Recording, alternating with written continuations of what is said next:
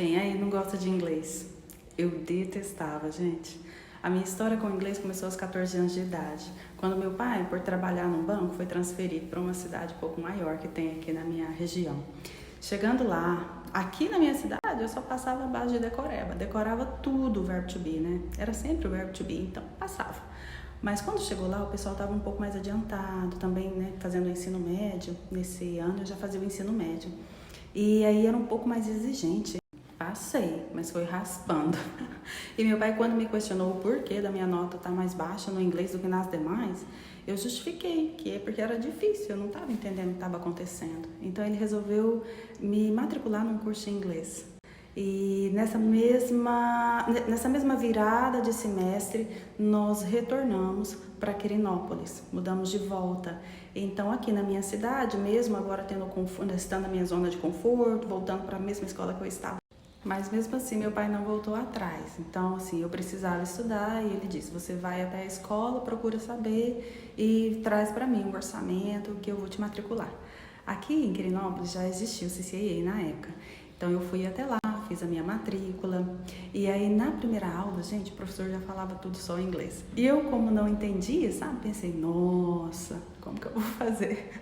Gente, mas por incrível que pareça, eu entendia. E aí ela perguntava, eu respondia. E aquilo foi, sabe, eu fui ficando assim, impressionada que como que eu consegui desenvolver tão rapidinho e entender coisas que, nossa, eu estava na escola tinha um tempão e não conseguia entender nada. Que legal, né? Nossa, gente, inglês é bacana, pensei comigo. E eu fiquei muito empolgada.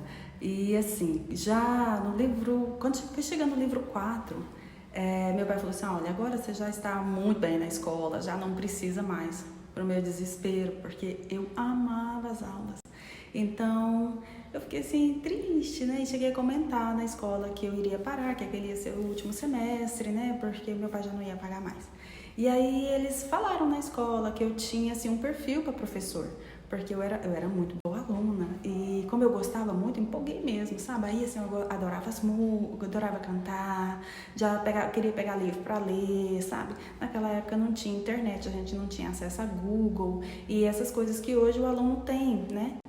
Oportunidade de usar essas ferramentas para praticar. Naquela época eu tinha que ir na escola, se eu quisesse falar inglês. Então eu convenci meu pai a pagar um pouco mais. Contei pra ele que eles tinham me contado lá na escola, né? E assim, pra minha sorte, ele falou: tá, então tá bom, vamos continuar um pouco mais. E ele pagou pra mim, e aí quando chegou até no livro intermediário, livro 6, eu fui convidada para fazer um treinamento de professores para dar aula para crianças, né? Porque eu também tinha 16 para 17 anos. Foi nessa idade também que eu entrei na faculdade. E aí eu optei pelo curso de Direito. Eu não tinha intenção nenhuma de ser professora. Então, assim, eu fiz a minha graduação em Direito. Apesar de eu ter dado aulas o curso inteiro. Então, durante 5 anos de curso, eu dava aulas de inglês. E assim que eu me tornei funcionária da escola, né, professora, então eu passei a ganhar bolsa integral. Então eu não pagava para continuar, então uma despesa a menos para o meu pai. Então eu mesma comecei a me bancar, né? Ele pagava a faculdade para mim, eu bancava meu curso de inglês, ainda tinha meu salário para mim fazer as minhas coisas. A meados da faculdade eu me casei. E aí foi com as aulas de inglês e com as aulas de espanhol, porque também por ter ganhado bolsa, né, eu também comecei a fazer o espanhol, me formei no espanhol.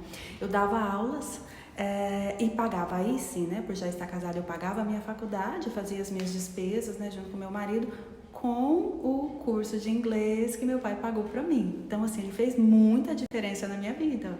O inglês foi o pontapé, foi a virada de página. Naquela época, a gente nem falava em viajar para o exterior, mas eu tinha, assim, comigo uma vontade muito grande de colocar em prática aquilo tudo que eu vivenciava em sala. Então, a gente trabalha muito a cultura em sala. Então, eu sonhava.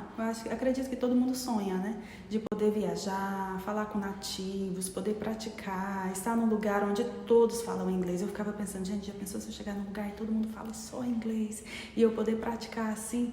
Nossa, vai ser muito bom, eu pensava comigo, sabe? Então era o meu sonho viajar e conhecer outros países. Mas assim, eu não tinha condição financeira de fazer uma viagem assim.